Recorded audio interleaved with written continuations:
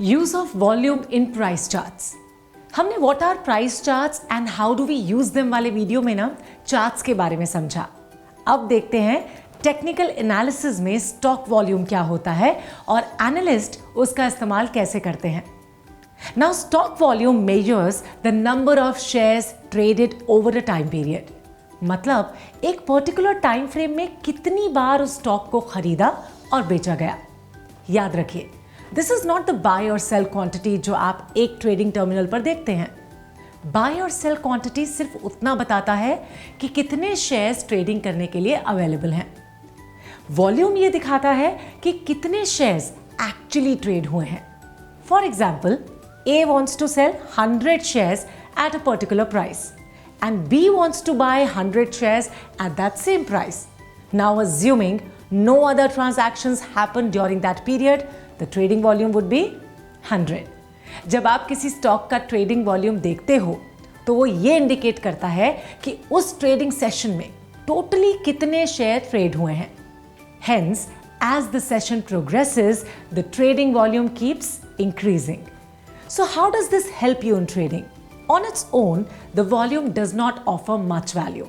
However, traders use it to confirm the patterns and other technical indicators which help them make a reasonable assumption about the direction of the stock.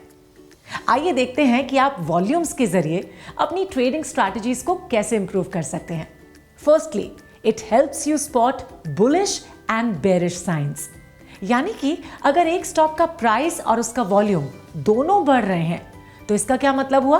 इसका ये मतलब हुआ कि ये एक bullish sign है। This is because the up move is fuelled by higher participation. पर अगर प्राइस गिर रहा है और वॉल्यूम बढ़ रहा है तो मतलब स्टॉक बेरिश ट्रेंड में है। सेकेंडली, वॉल्यूम्स आपको ट्रेंड रिवर्सल स्पॉट करने में हेल्प करते हैं। अक्सर यानी यूजुअली जब कोई भी स्टॉक किसी एक डायरेक्शन में जाता रहता है ना, यानी ऊपर या फिर नीचे, तब ट्रेडर्स वॉल्यूम पर काफी ध्यान देते हैं। If the stocks price is rising continuously but the volumes are declining, a down trend may be on the horizon. This is because fewer shares are being traded as the price is moving up, which indicates dying interest in the stock.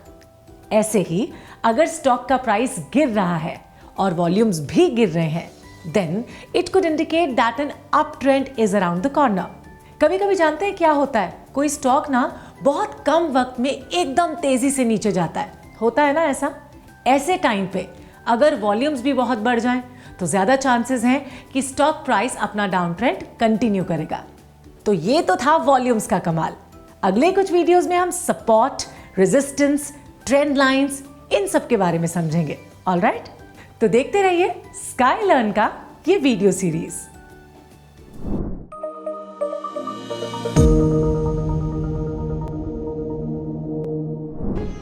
Investment in securities market are subject to market risks. Read all the related documents carefully before investing.